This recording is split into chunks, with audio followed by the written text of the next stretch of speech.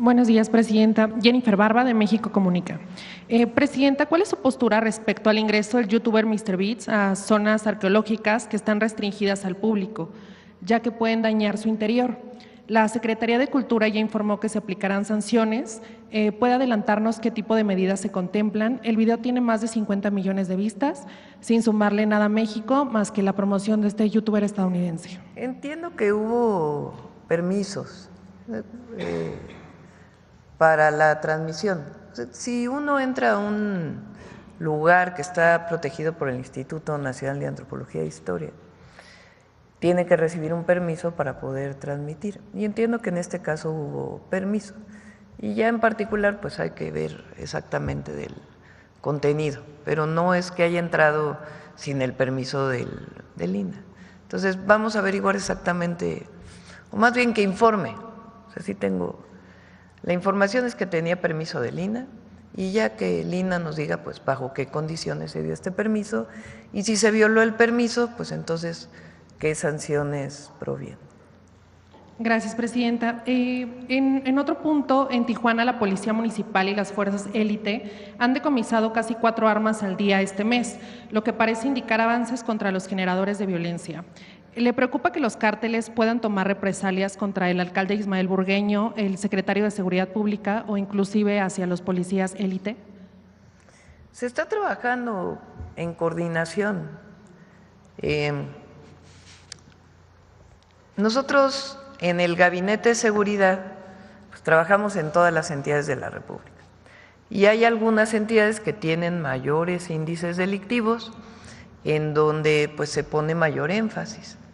Por ejemplo, en Baja California pues se trabaja de manera coordinada y en particular en algunos municipios se trabaja de manera coordinada. Un caso es Tijuana, en donde hay mucha coordinación con el Gabinete Federal. El secretario de Seguridad de Baja California es un general que está haciendo un muy buen trabajo y está en coordinación permanente con el presidente municipal y con las actividades que se desarrollan en todos los ámbitos, pero en particular en lo que tiene que ver junto con la Fiscalía Estatal o Federal de la República, General de la República, con las detenciones que se hacen a partir de carpetas de investigación. Entonces hay un trabajo muy coordinado en Tijuana. Otro caso es, por ejemplo, Acapulco. De todo Guerrero, Acapulco es quien tenía más homicidios, es el municipio con mayor número de homicidios. Ahora ha ido disminuyendo gracias a una colaboración muy grande entre el gobierno federal, que incluye la Secretaría de Seguridad, las fuerzas federales, Defensa, Guardia Nacional, Marina, que también participa de manera muy importante en Acapulco, y la presidenta municipal, la gobernadora. Entonces hay un trabajo coordinado.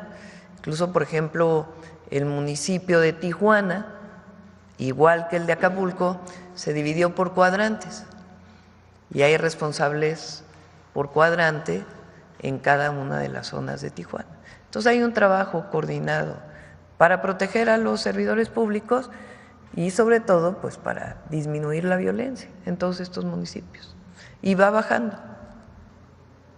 Muchas gracias, Presidenta. Por último, ¿qué opina de que el PRI haya hecho comentarios en tono de burla sobre la situación de la gobernadora Marina del Pilar, mientras guarda silencio sobre los casos de corrupción y detenciones que involucran a figuras de su propio partido, o los del PAN que exigen la renuncia, pero se les olvida que el secretario de Seguridad de Felipe Calderón era un narcotraficante? Yo creo que aquí vale la pena detenerse un poquito.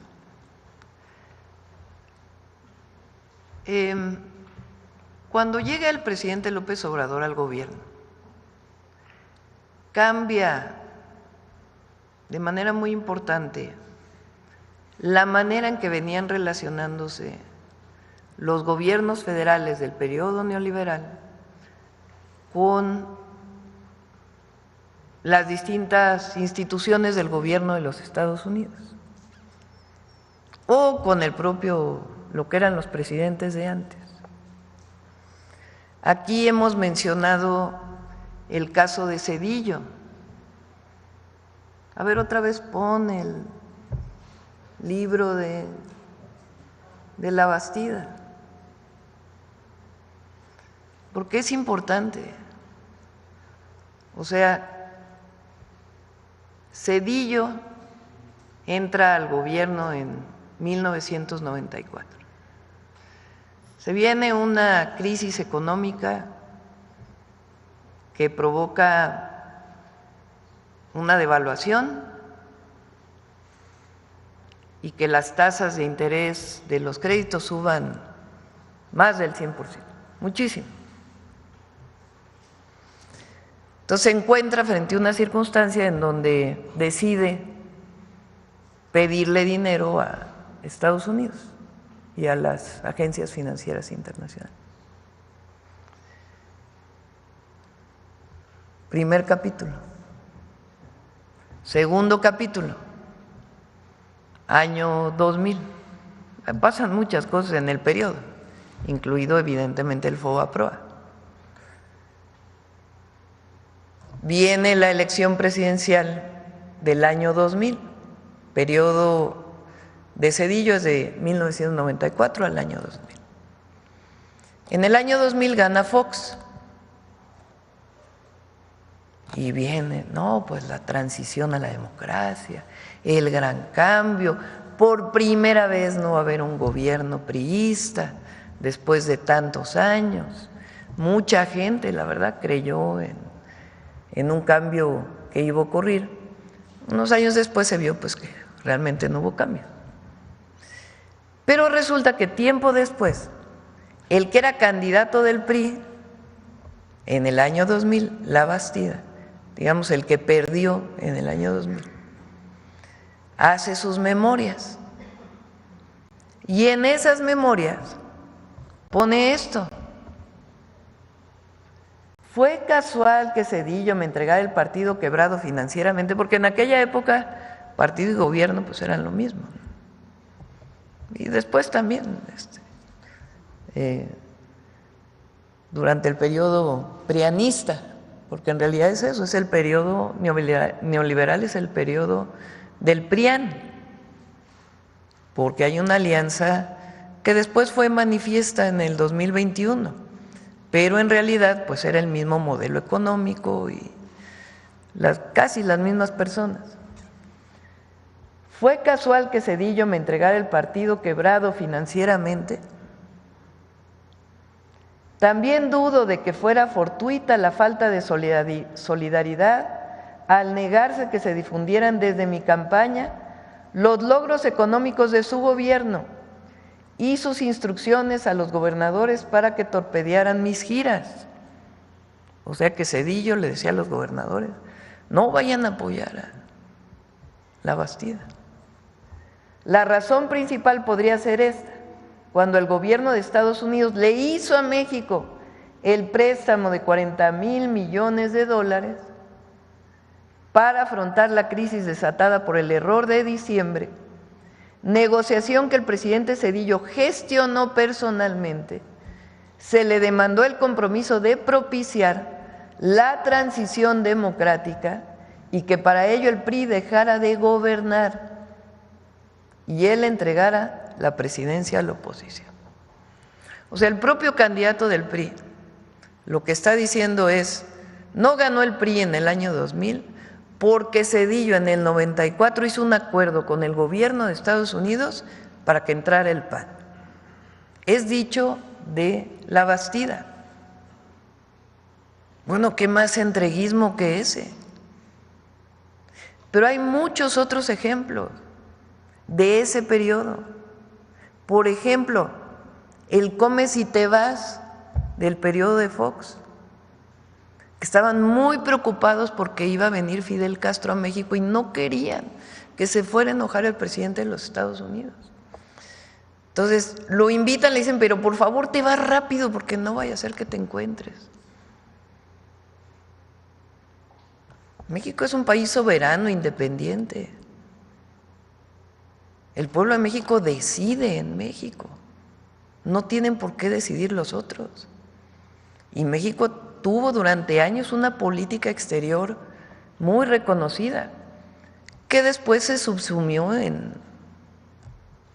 por un lado, mucho entreguismo y por otro lado también a todo lo económico, todo lo político, lo social, lo diplomático. Eso lo dice el presidente López Obrador en su libro Gracias. Se subsumió en lo económico. Bueno, Calderón,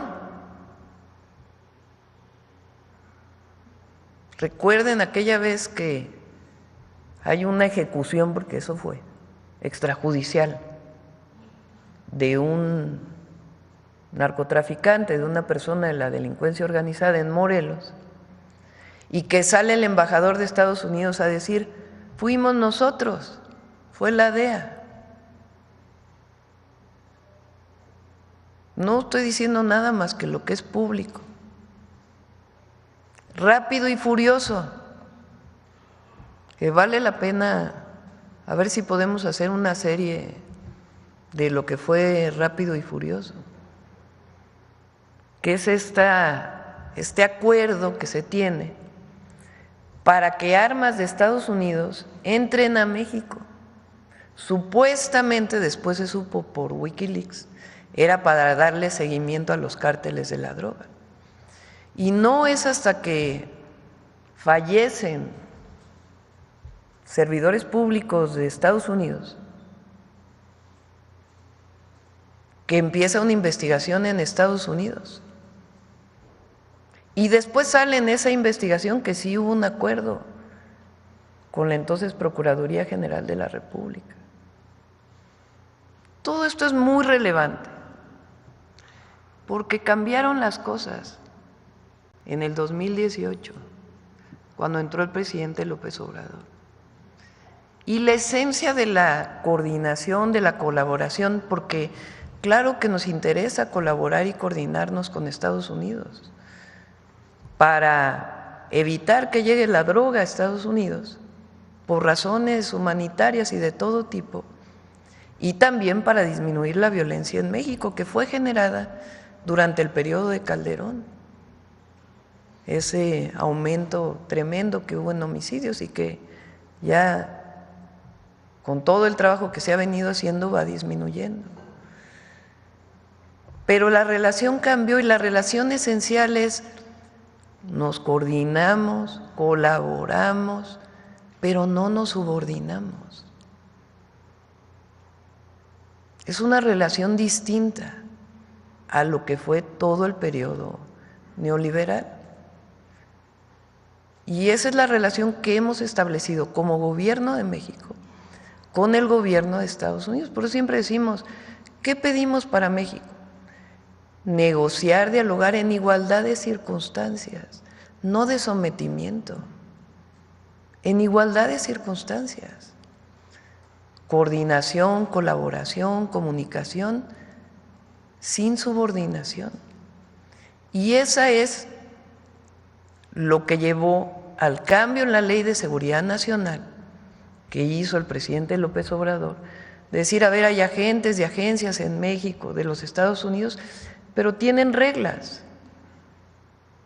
Y también, en el momento que decide Estados Unidos declarar a las organizaciones de la delincuencia organizada como terroristas, nosotros llevamos a la Constitución una modificación, que es decir: a ver, si van a entrar aquí los agentes, es con permiso y siguiendo todas las reglas.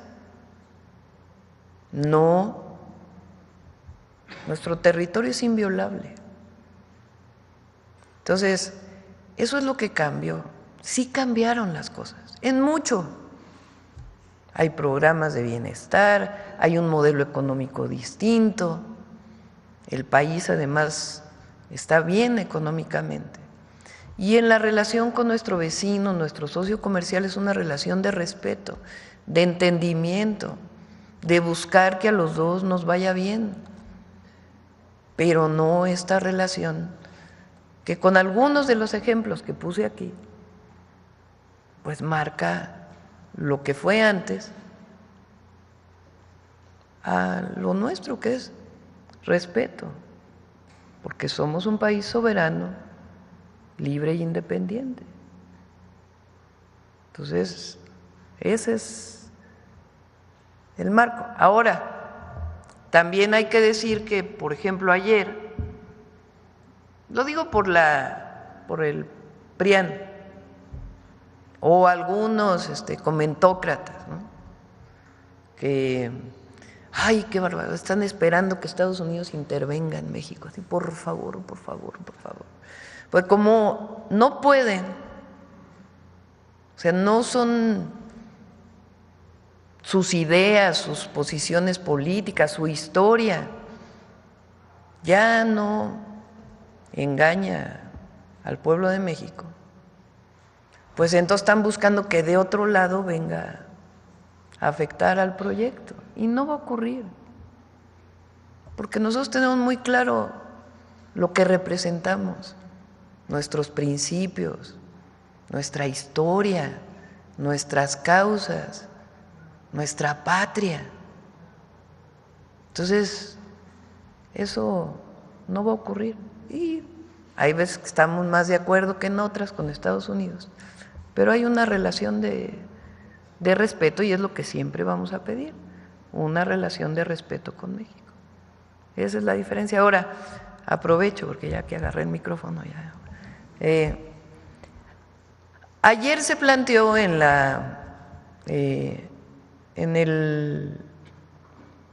creo que es el Senado, en una comisión del Senado, la posibilidad de gravar las remesas con el 5%. Y fíjense, ahí estamos de acuerdo todos en que no. Ayer envió, a ver si lo ponen,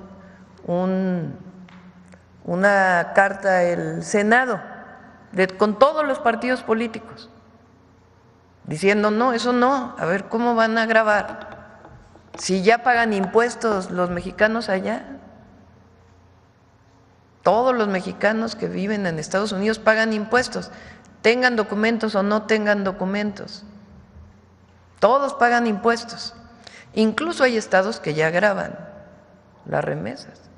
Entonces ahí todos dijeron no, a ver, eso no estamos de acuerdo en esta injusticia que es discriminatoria.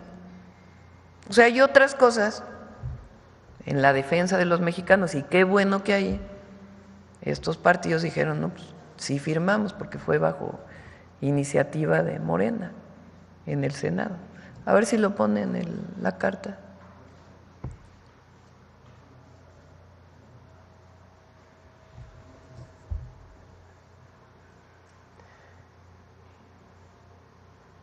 Dice, desde el Senado de la... A ver, pásenme para que no...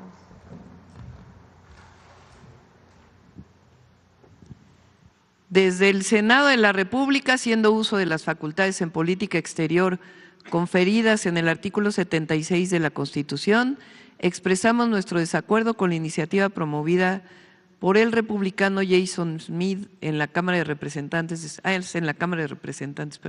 Senado, de Estados Unidos, en el marco del proyecto denominado The One Big Beautiful Bill, en el que, entre otras medidas, se busca imponer un impuesto del 5% sobre el monto de las remesas que envían las y los migrantes. Es relevante destacar que en Estados Unidos todos los trabajadores, más allá de su estatus migratorio, pagan de manera cotidiana sus impuestos, por lo que esta medida supondría una injusta doble tributación sobre ese 20% del ingreso laboral de los trabajadores migrantes, que, reiteramos, ya tributado abona el país. Estos impuestos además no se traducen en un gasto social para el grupo poblacional que los genera, en muchos casos imposibilitado por acceder a las políticas sociales. Ahora sí, vamos al final hacemos un llamado a la mesura ante esta propuesta, ya que proyecciones técnicas realizadas demuestran que la imposición de un impuesto o arancel a las remesas solo desincentivaría el uso de las vías regulares y formales. Adelante. Desde el Senado sostenemos que las remesas son un fruto del esfuerzo de quienes a través de su trabajo honesto fortalecen no solo la economía mexicana, sino también a la de los Estados Unidos, por lo que consideramos esta medida como arbitraria e injusta y hacemos un llamado al legislativo estadounidense a reconsiderar reflexivamente esta propuesta que dañaría la economía de ambas naciones y que además es contraria al espíritu de libertad económica que dice defender el gobierno de los Estados Unidos. Desde nuestro punto de vista, las relaciones entre pueblos hermanos se fortalecen desde el diálogo y el entendimiento mutuo, tendiendo puentes y no levantando muros ni barreras económicas. Y firman todos los partidos políticos.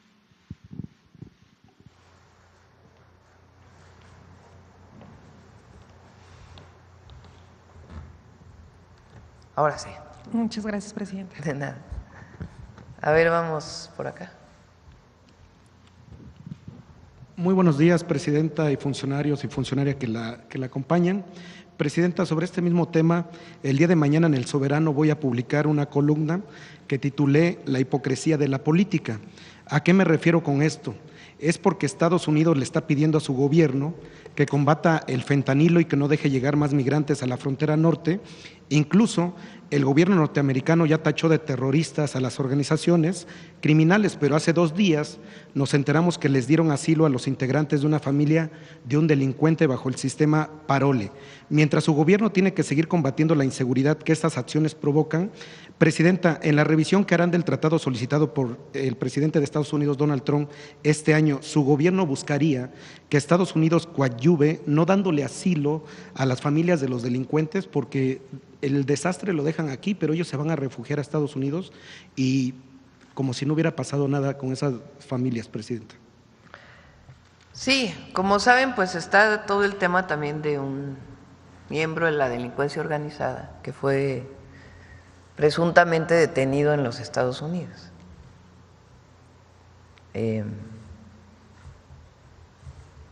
Y que, si quieren, en otra ocasión ya también hablamos de eso. Pero sí es cierto, esto que decía pues de la relación que hay de los gobiernos del pasado y lo que planteamos nosotros, que tiene que ver pues con el respeto y la comunicación permanente. Porque por cierto, el tema de Rápido y Furioso, este operativo que hubo de entrada de armas de Estados Unidos a México en la época de Calderón, tuvo un seguimiento de parte del Senado de los Estados Unidos y después ya no pasó nada. Ya no hubo seguimiento a esa investigación, se cerró, a pesar de que hubo muerte de mexicanos, muchísimas, producto de ese terrible irresponsabilidad, pero ya no se investigó. Y ahora esto que mencionas, que vamos a ver, hablamos ya después en otra ocasión con más de esto, pero es cierto, o sea, cómo declaran terroristas, o sea, porque ellos han dicho que no negocian con terroristas, ¿no? Entonces, ¿qué pedimos en general? Respeto, colaboración, coordinación. Hay muchos periodos en la historia de México en donde ha habido una gran colaboración y coordinación y respeto entre Estados Unidos y México. Y yo diría que ahora hemos logrado una relación de respeto con el presidente Trump en muchos temas. El presidente López Obrador logró una relación de mucho respeto con el presidente Trump y con el presidente Biden. Y nosotros, ese es nuestro objetivo, tener una buena colaboración, una relación de respeto, y hasta ahora siempre habrá momentos en los que no estés de acuerdo en una u otra cosa. Pero hemos logrado una relación de mucha comunicación y eso es lo que estamos planteando. Viene ya el embajador de los Estados Unidos, viene el nuevo embajador y ya estamos poniéndonos de acuerdo cuándo van a hacer la entrega de las cartas credenciales, la aceptación. Y eso es lo que vamos a plantearle cuando lo veamos.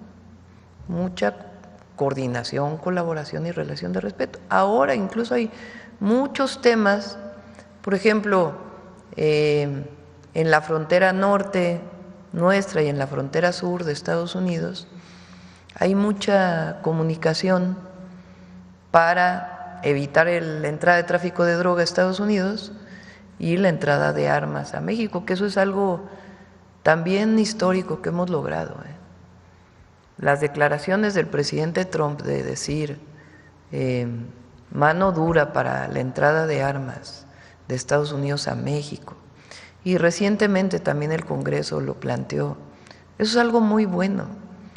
¿Cómo se ha logrado eso? Pues comunicando, coordinándonos. Entonces eso es lo que estamos planteando. Recuerden que en el caso de esta persona que va a declarar, fue enviado por México en una extradición. Entonces es la comunicación entre las instituciones lo que debe prevalecer siempre. Muchas gracias, Presidenta. Presidenta, la semana pasada en la Cámara de Senadores hubo una conferencia de prensa donde se dieron a conocer nuevas denuncias contra el exgobernador de Tamaulipas, Francisco Javier García Cabeza de Vaca.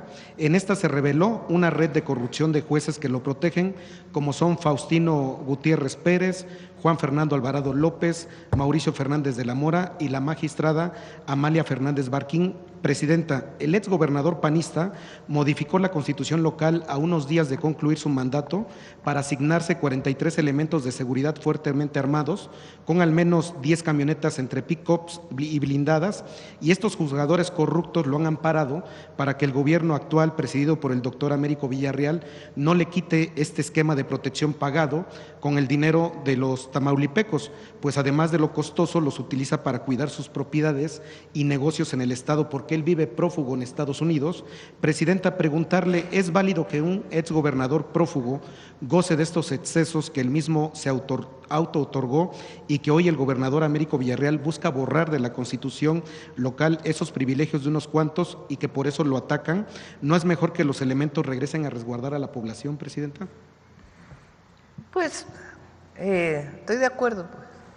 Pero lo importante es la diferencia entre lo que había antes, privilegios, corrupción, y el cambio que inició con el presidente López Obrador, y lo que representamos nosotros. Eso no se debe olvidar nunca, de dónde venimos. Bueno, Presidenta, también desde la llegada de la Cuarta Transformación al Gobierno de la República, una de las principales políticas del expresidente Andrés Manuel López Obrador para evitar prácticas de corrupción ha sido la negativa de conceder más permisos para apertura de casinos y este tipo de comercios de sorteos. Hoy en Naucalpan, sobre Periférico y a un costado de la capital del país, se construye y está próximo a inaugurarse el que ya se denomina el casino más grande y moderno de Latinoamérica, de nombre Jubilé Casino, propiedad de la familia Saide de Nuevo León. Se sabe que la pasada administración municipal panista de Naucalpan, encabezada por Angélica Moyá Marín, autorizó en junio del 2022 el permiso de funcionamiento para la construcción y operación de este casino, sin contar con facultades legales para hacerlo por este hecho. El actual gobierno municipal de Naucalpan presentó una denuncia penal contra la ex alcaldesa por el delito de abuso de autoridad. Presidenta, de concretarse la apertura de este enorme casino, se trataría del primero en su tipo, inaugurado en tiempos de la Cuarta Transformación. Esto pese a que la titular de la Secretaría de Gobernación ha reiterado en diversas ocasiones que no están concediendo permisos para ese tipo de negocios. Y aquí le voy a hacer 3 preguntas sobre el mismo tema. ¿Qué opinión tiene acerca de este tema y cómo le hicieron los hermanos Saide para obtener el permiso para construir y poner en operación este enorme casino que conlleva una millonaria inversión? Y por último, ¿ya cambió la política de la 4T de no otorgar más licencias para que se abran más casinos en el país? No, no ha cambiado. No, hay que pedirle a Rosa Isela que revise este caso, porque no ha cambiado, no hay más permisos ni licencias, incluso se están poniendo más vigilancia, controles. Entonces, vamos a ver este caso porque no tendría por qué.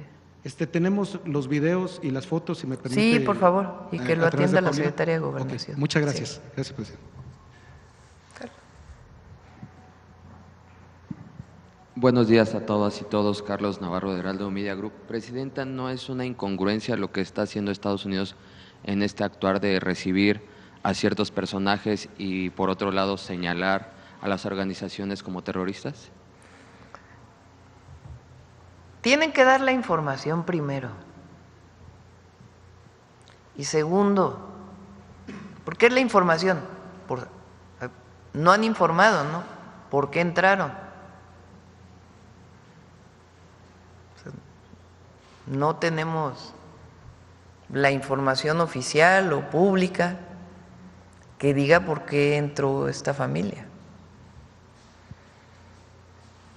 Hay que recordar de nuevo el tema de la extradición. Y sí, en efecto, hay una política de ellos de no negociar con terroristas. Ellos, en una decisión de ellos, deciden nombrar algunas organizaciones de la delincuencia organizada como terroristas. Entonces, pues que informen.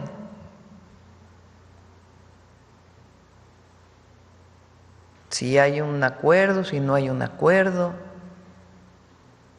tienen que informar. Y tienen que explicarle pues al pueblo de Estados Unidos también cómo es que, si están llegando a un acuerdo, cómo es que lo hacen. Y a México, obviamente, ¿por qué razón? Primero, son mexicanos. Y segundo, uno de sus familiares fue enviado con extradición. Es decir, tiene una carpeta de investigación aquí. Incluso más, hubo elementos del ejército que fallecieron en ese operativo. Entonces, por eso decimos, información. Porque nosotros no, el tema no es si combatimos a la delincuencia organizada o no, si no queremos que se cumpla eso, por supuesto que sí. Y nosotros estamos haciendo nuestro trabajo. El tema aquí es qué información hay y cómo explican esto.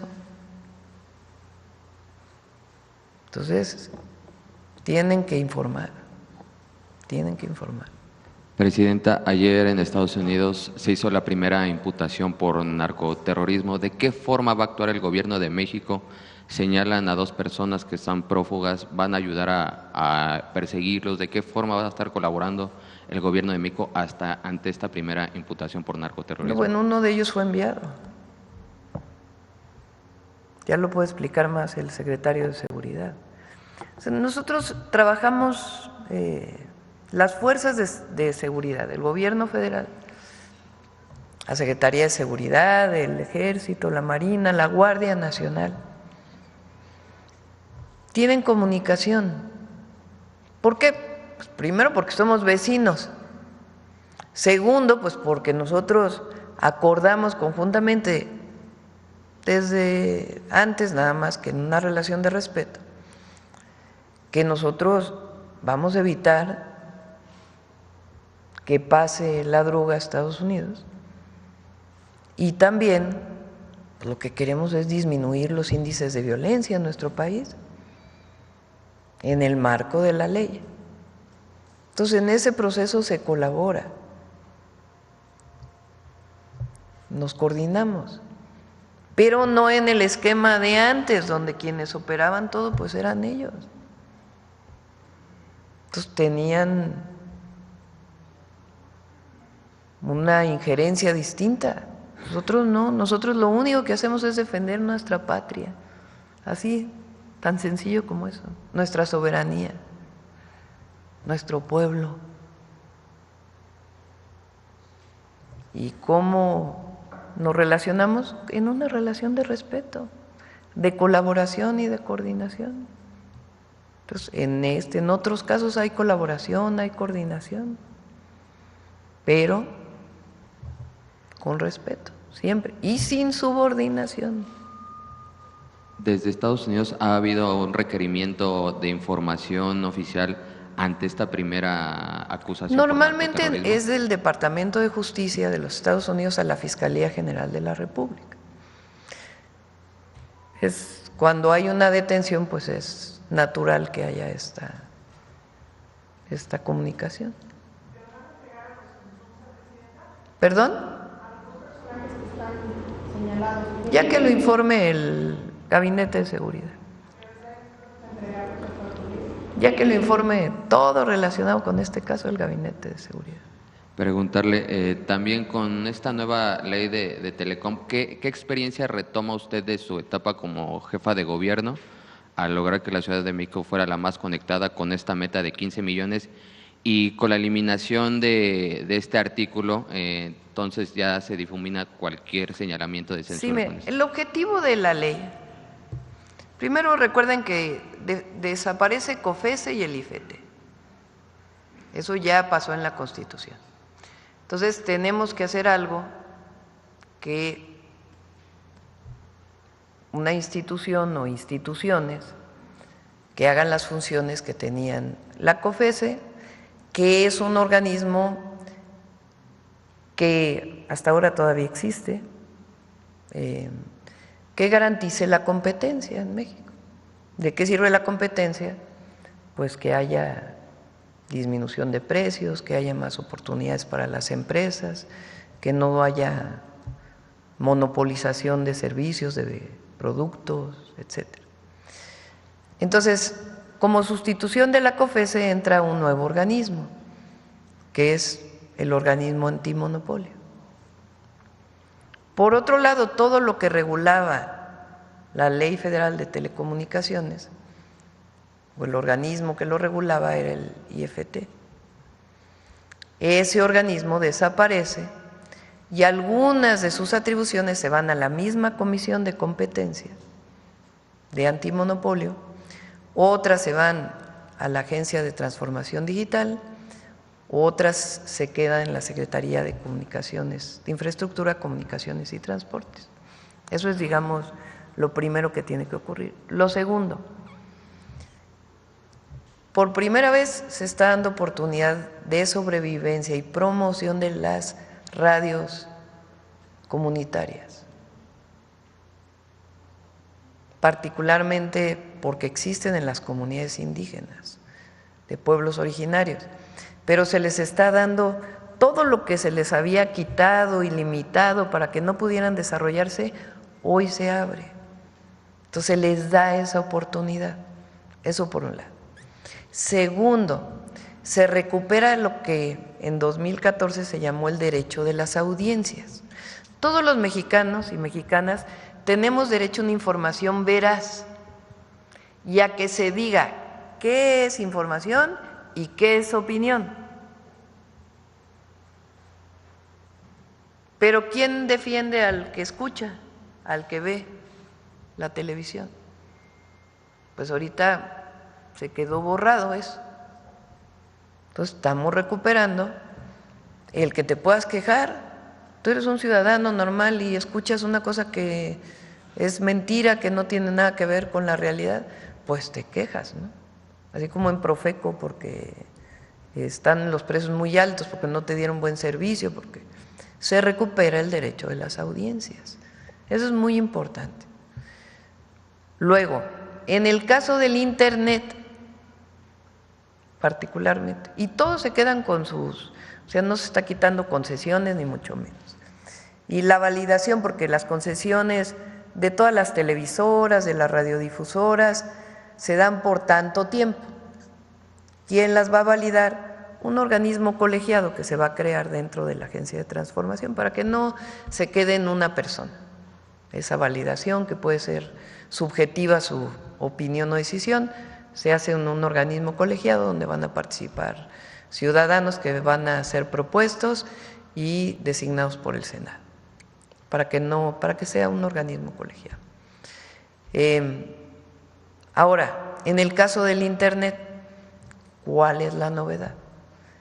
Antes no se permitía que CFE Internet pudiera dar servicios más que en las zonas de no cobertura.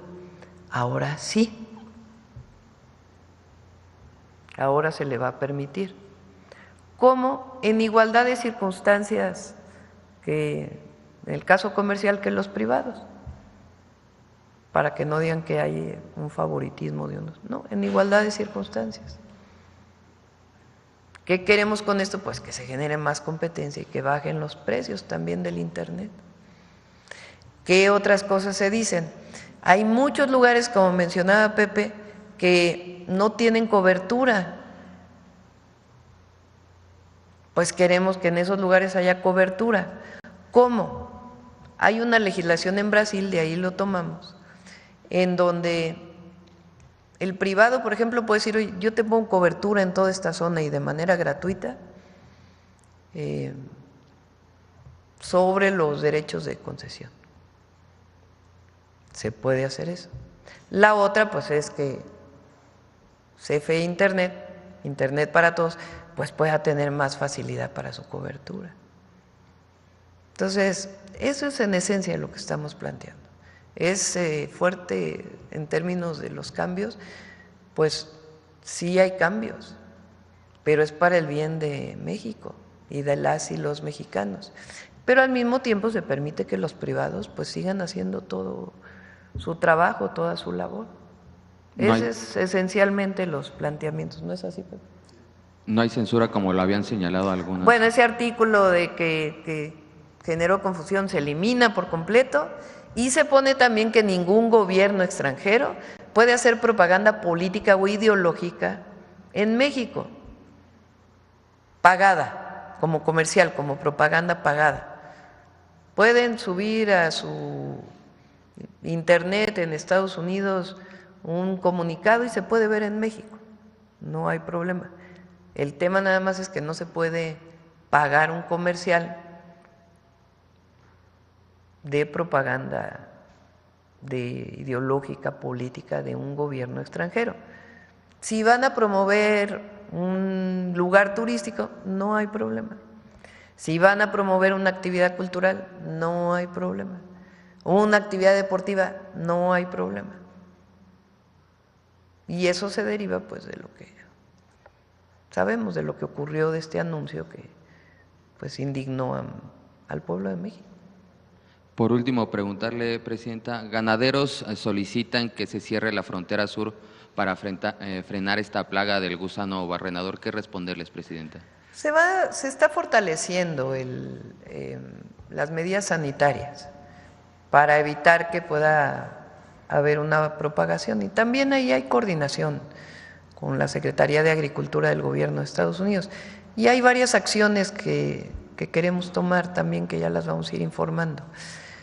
Cerrar la frontera es muy difícil, pero aumentar todas las medidas sanitarias, pues sí lo vamos a hacer. Muchas gracias, buen día a todas y todos.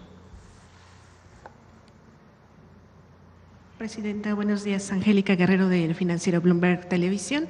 Nada más para terminar también con este tema de telecomunicaciones, ¿en cuánto tiempo verían reflejadas las personas esta disminución de costos en Internet?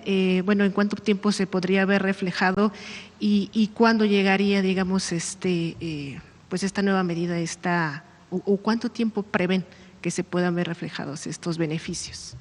Y, perdón, si me dicen también, ¿qué porcentaje lo van a notar ellos? Sí.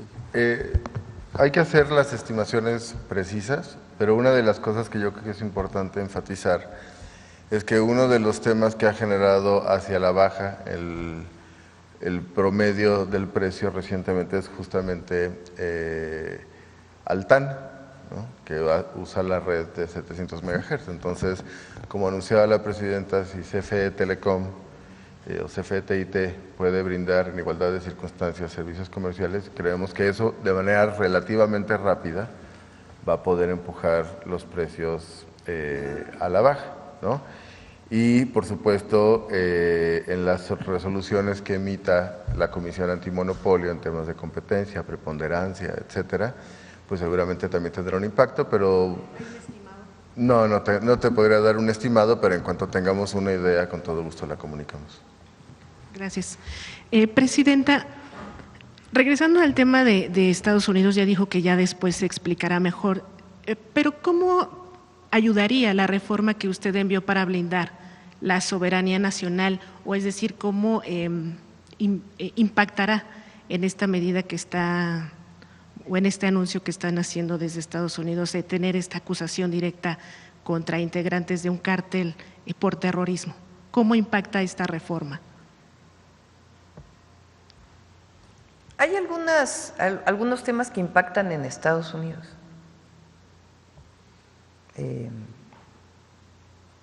En la relación con México, pues lo estamos estudiando con detalle, qué implicaciones.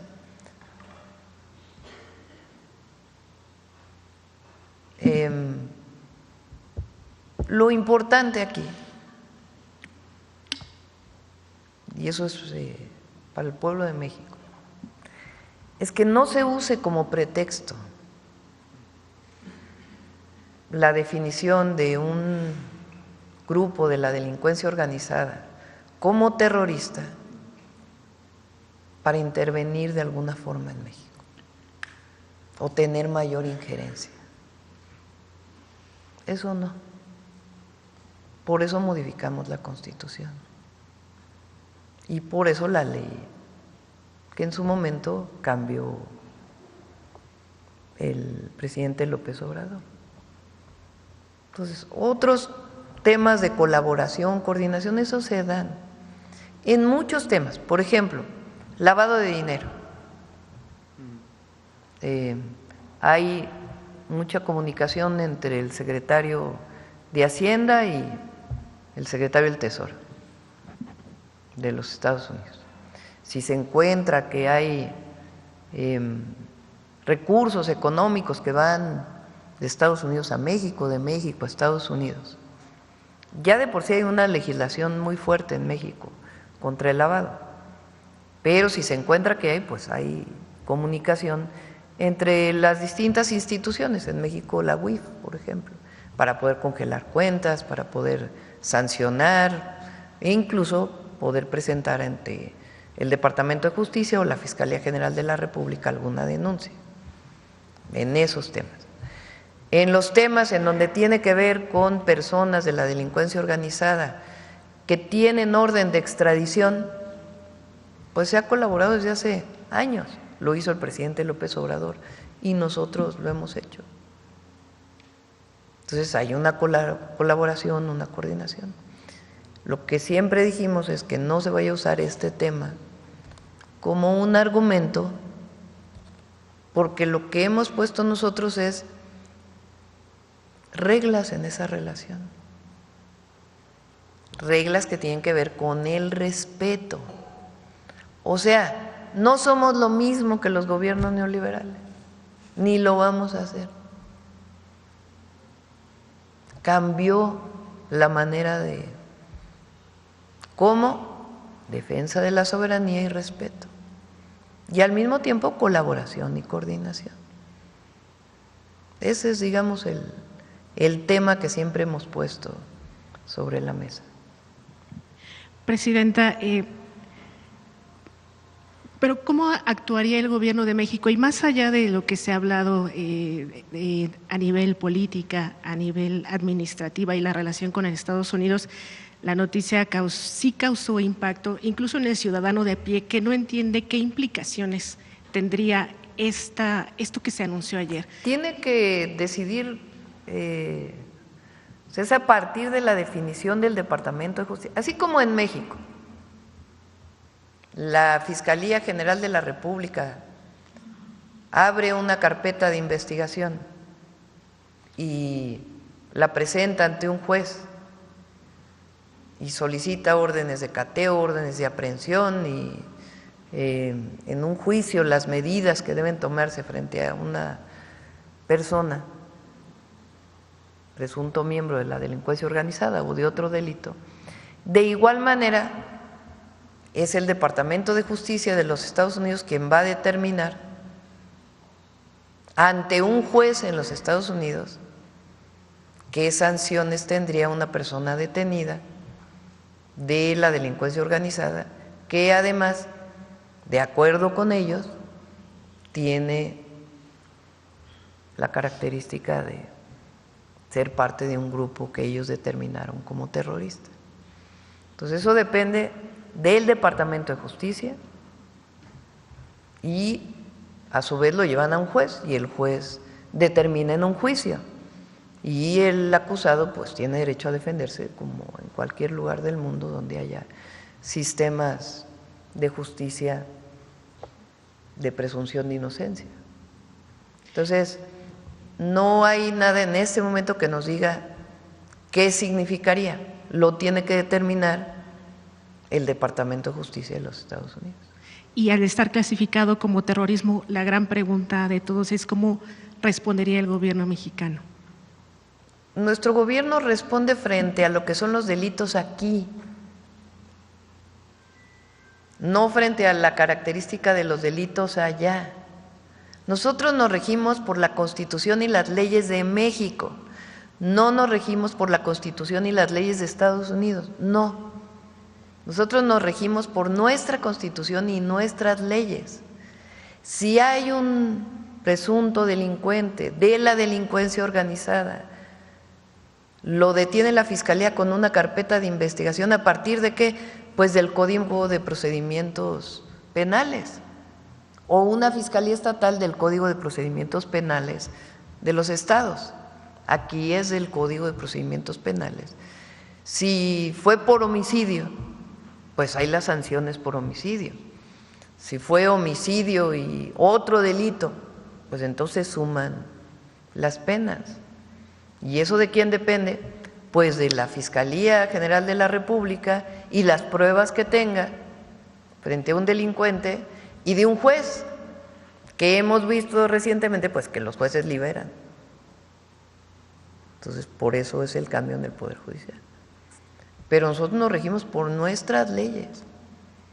Y en la relación, pues hay relación de colaboración, de coordinación. Pero nosotros no nos regimos por las leyes de ellos, nos regimos por las nuestras. Es decir, en caso de que se llegara a capturar al restante de personas que señala el gobierno de Estados Unidos o de este juzgado, en caso de que solicitaran su extradición, se haría, pero no bajo este término que ellos están planteando. Bajo los términos de coordinación que existen con Estados Unidos y con otros países de extradición. Nosotros también pedimos extradiciones a otros países. Entonces, eso no ha cambiado en nuestras leyes, no ha cambiado. O sea, nosotros, el delito de terrorismo tiene un catálogo muy distinto en México del que ellos le pusieron a la delincuencia organizada. Eso no quiere decir que nosotros no hagamos nuestro trabajo, la Fiscalía también, y en su momento los jueces, para detener a responsables de delitos. Ese trabajo lo hacemos todos los días, incluida también la atención a las causas. Pero cada quien tiene su legislación. Presidenta, y en este caso en específico sobre la negociación o el acuerdo al que llegó Ovidio Guzmán, ¿ustedes han solicitado información específicamente sobre este tema?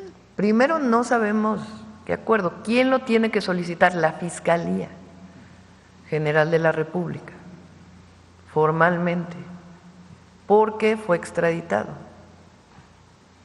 Entonces, quien tiene que solicitarlo, más allá de un asunto diplomático, formalmente, pues es la Fiscalía General de la República, el Departamento de Justicia de los Estados Unidos, porque fue detenido aquí y extraditado allá, además de que es ciudadano mexicano. Y, Presidenta, cambiando un poco de tema, pero que ya comentaba también alguna de mis compañeras sobre las visas y sobre estos señalamientos que se le han hecho a la gobernadora de Baja California, incluso el PRI, personas de oposición en el estado han pedido o solicitado que la gobernadora no participe en las mesas de seguridad hasta que no se aclare. Ahora sí, ¿y por qué? ¿Qué argumento tiene? O sea, lo que sabemos es lo que ella informa de que le fue retirada la visa, y la Embajada de Estados Unidos dice, a ver, todo lo que tiene que ver con las visas es un asunto privado. No es que no nos quieran dar la información, sino que ellos tienen una regla sobre el tema del visado, en donde dicen, bueno, a ver, ese tema no se comparte porque es un asunto privado. Eso es todo lo que sabemos. Pero es que estos que entregaron al país, que permitieron la injerencia, entonces ahora sí, que Marina no participe en las mesas de seguridad. ¿Qué argumento tienen? Ninguno. Presidenta, ¿y usted ha tenido notificaciones o le han informado de alguien más, a algún gobernador o funcionario? No, y no lo van a informar por este tema. O sea, el comunicado de la Embajada de Estados Unidos dice, el tema de las visas es un tema privado. Entonces, no es algo que tenga que ver con… Así lo tienen ellos en su regla. Entonces, no tendrían por qué, según ellos. Ahora, si es un tema político, si es un tema de otro tipo, bueno, pues tendrían que informarlo, ¿verdad? Me refiero a directamente ellos, a usted no le han notificado funcionarios ni gobernadores que les hayan revocado su visa. No. Ninguno hasta ahora. No, ninguno. Y ya, por último, Presidenta, en un tema económico, su propósito o una de sus grandes metas que ya anunció es que en enero de 2030 sea ya pues prácticamente quede consolidada la reforma de las 40 horas. ¿Ha tenido ya este acercamiento con el sector empresarial? ¿Qué es lo que ellos le han comentado para que se concrete esta meta? Y sobre todo, pues porque estamos a un mes. Lo está llevando el secretario del Trabajo. Y la idea es que sea así como… Ha habido una gran transformación en el mundo laboral. O sea, si nosotros vemos el 2018 al 2025, ha habido una transformación muy grande para beneficio de los trabajadores. ¿Qué cambios ha habido? Aumento salarial, desaparición del outsourcing, un cambio completo, profundo en la justicia laboral para que pueda ser más expedita, mejora en las pensiones. Entonces, entre otras, ahora, todas estas medidas, antes de eso, se han tomado por consenso. O sea, hay mesas de trabajo. Por ejemplo, el último aumento salarial del 12.5% al salario mínimo fue un acuerdo que coordina el secretario del Trabajo y habla con empresarios y habla con sindicatos, con organizaciones de trabajadores. Ahora recién, por ejemplo, hicimos lo de plataformas digitales y hay mucha comunicación con las plataformas digitales. Entonces, lo que anunciamos es que inician las mesas de trabajo para la semana de las 40 horas. Y la idea es que se genere un acuerdo que mantenga, que permita que siga manteniéndose el aumento salarial y que al mismo tiempo se vaya poco a poco cumpliendo las 40 horas. Pero tiene que ser un acuerdo y están en ese ánimo, en ese ámbito están también las organizaciones de las y los trabajadores. Entonces, lo que inició fueron las mesas de trabajo y las coordina el secretario Amarat Bolaños. ¿Directamente le han dicho los empresarios si tienen alguna inquietud sobre esta medida? Sobre todo porque ya se discutió mucho en la legislatura pasada e incluso también en ese primer parlamento abierto que hubo, se mencionaba lo difícil que sería hacerlo de la noche a la mañana. Pero para que también las personas entiendan y han preguntado mucho sobre por qué toma la medida de hacerlo de manera gradual, ¿qué les diría y cuáles son las inquietudes que ha presentado el sector empresarial? ¿Por qué de manera, o sea, nuestra propuesta es que sea de manera gradual, justamente por eso, para evitar que haya daño a los trabajadores o al propio empleo? Entonces, por eso es una mesa de trabajo en donde vamos viendo. Ahora, todas las reformas que ha habido han sido para beneficio del trabajador, a diferencia del pasado, donde las y los trabajadores pues acababan siempre pagando por todo. Esta es también una medida en beneficio a los trabajadores, pero pues hay que hacerlo de manera que no haya afectación económica en prejuicio de los trabajadores, o en perjuicio más bien. Los empresarios están de acuerdo. Sí. Gracias, presidenta. Bueno, ya son 9 y viene el detector de mentiras. A ver, vamos aquí y ya con esa cerramos. Nos quedamos para mañana, si les parece. Le agradezco mucho, presidenta. Jimena Mejía, de Grupo Imagen, preguntarle 2 cosas. La primera es, ¿con qué mensaje se queda del expresidente y humanista Pepe Mujica? Ay, sí. Esa sería la primera pregunta.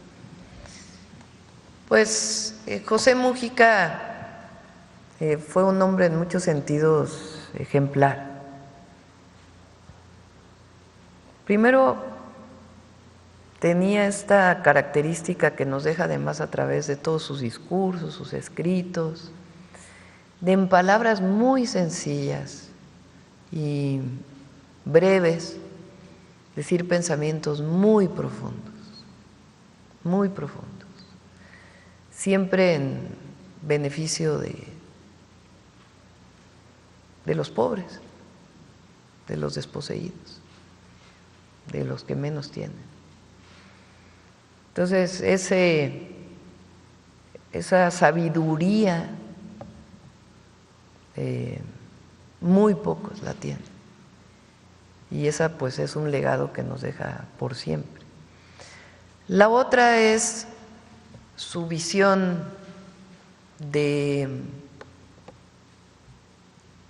que lo material no es lo que da la felicidad, que es muy parecido a nuestro pensamiento. Él con su modestia, sencillez, pocos lujos, que marcó a lo largo de su vida, y también con sus dichos, pues mostró eso, que no se trabajaba para ganar dinero y cada vez más dinero, que al final te va solo. Entonces ese ejemplo de una vida modesta, sencilla,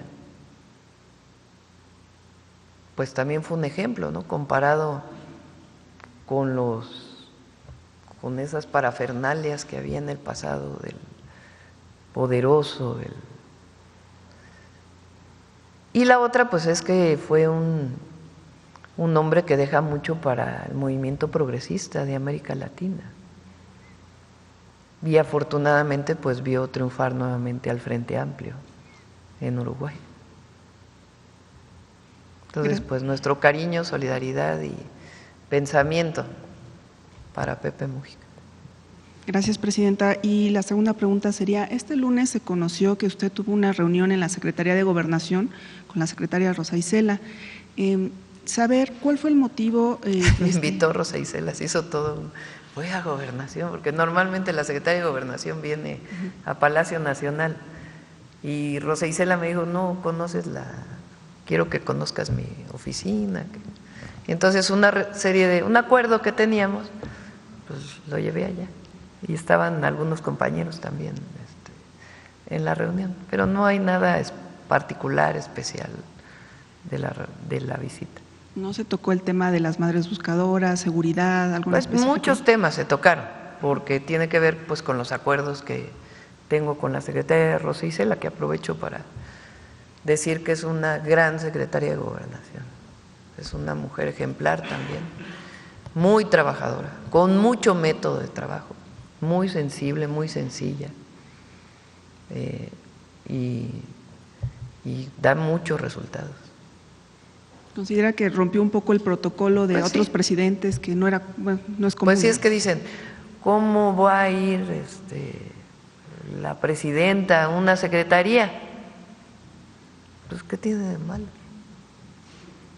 No hacía nada de malo. ¿Piensa visitar Sí, otras por secretarías? ejemplo, bueno, a la SEP ya fui, pues es que quedan cerquita, ¿verdad? Eso es una ventaja. Pero si los secretarios me invitan a ir en alguna ocasión a su oficina, pues vamos. ¿No? Sirve uno que también conoce a todas las trabajadoras y trabajadores y los saludamos. Gracias, presidenta. Gracias. Bueno, cerramos con el detector de mentiras.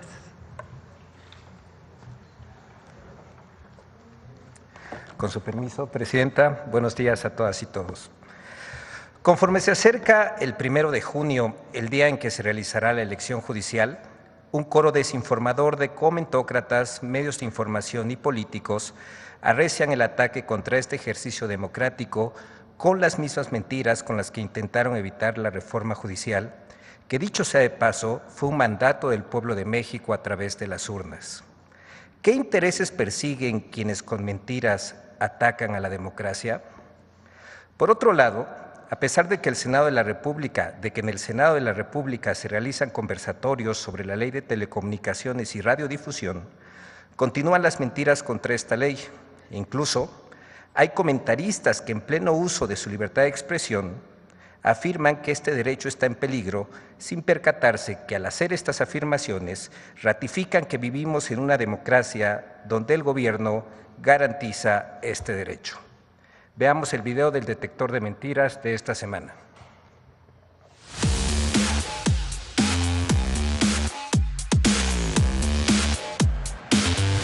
Falsas alarmas sobre la supuesta imposición de la dictadura en México, noticias falsas sobre leyes para eliminar las devoluciones del SAT. Son algunas de las noticias falsas que el detector de mentiras localizó esta semana. 1. Del 5 al 13 de mayo, comentaristas y políticos de oposición, entre los que destacan Sergio Sarmiento, León Krause, Enrique Krause, Héctor Aguilar Camín, Carlos Marín, Francisco Martín Moreno, José Ramón Cosío Díaz, José Narro Robles y Francisco Garfias, publicaron 18 columnas de opinión en contra de la elección judicial con 3 líneas de desinformación. La elección judicial provocará una dictadura. ¡Mentira! Con la elección judicial no desaparece la división de poderes. Otorga a los ciudadanos facultades que antes eran exclusivas del Poder Ejecutivo y Legislativo para elegir a través del voto a ministros, magistrados y jueces. B. La elección judicial genera incertidumbre económica. Pero además sacudió el sistema de impartición de justicia, el sistema judicial, y eso no genera certeza, al contrario, hay mucha incertidumbre, hay mucho nerviosismo. ¿Quién en su sano juicio querrá invertir con condiciones que se están moviendo, que van cambiando, que son volátiles, depende los humores de la 4T? Estoy convencida, y estoy convencida que ya lo está teniendo hoy. O sea, si tú hablas con inversionistas, yo creo que he escuchado decir que es mucho más fuerte el impacto de la reforma judicial que de Trump. ¡Mentira! Hasta el 8 de mayo de 2025, un mes antes de la elección judicial, el gobierno de México mantenía un portafolio de inversiones en el país por un total de $298 mil millones que contempla 1.937 proyectos activos distribuidos en las 32 entidades del país. C. En la elección judicial ganarán candidatos de Morena. ¡Mentira! Las candidatas y los candidatos que participarán en la elección judicial fueron seleccionados por comités evaluadores integrados por representantes de los 3 poderes de la Unión. El artículo 96 de la Constitución prohíbe a los partidos políticos realizar actos de proselitismo y posicionarse a favor o en contra de candidatura alguna en la elección judicial. 2. Del 5 al 13 de mayo, comentaristas y políticos de oposición como Denise Dresser, León Krause, Pascal Beltrán del Río, Carolina Villano, Ignacio Morales Lechuga, y el editorial de Emplo Mayor publicaron 10 columnas de opinión en contra de la iniciativa de ley de telecomunicaciones, asegurando falsamente que provocará censura en México.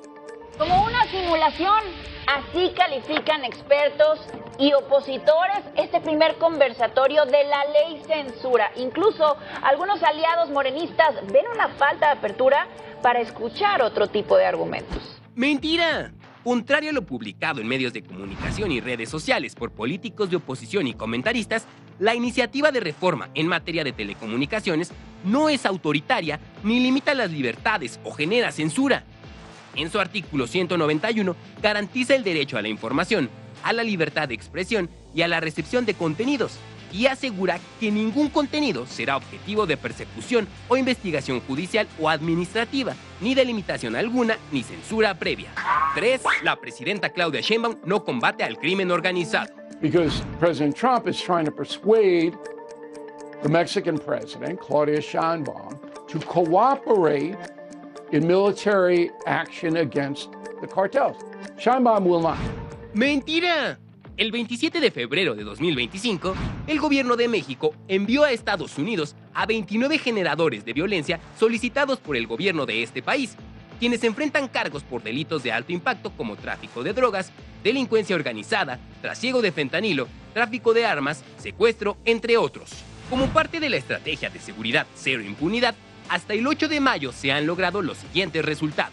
20,000 personas detenidas por delitos de alto impacto, 153.7 toneladas de droga aseguradas, incluyendo 1.406 kilogramos de fentanilo y 2.247.959 pastillas de fentanilo, así como el desmantelamiento de 896 laboratorios clandestinos para la elaboración de metanfetaminas.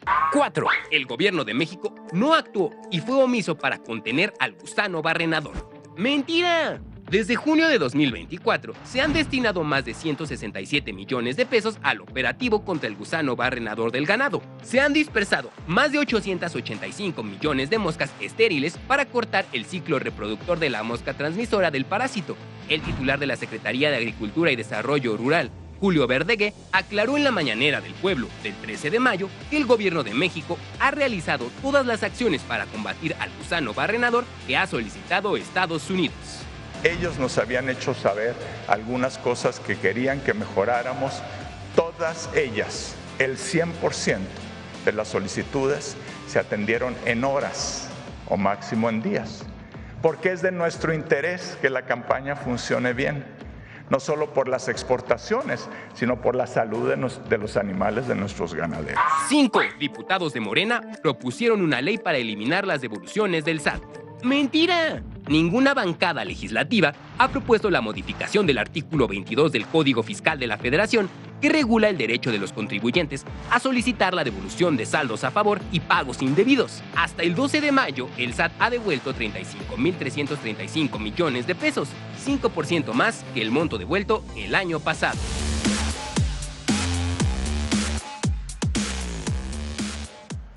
Muchas gracias. Hasta la próxima semana, Presidenta. Nos vemos. Mañana inicio por las preguntas que faltaron. Gracias.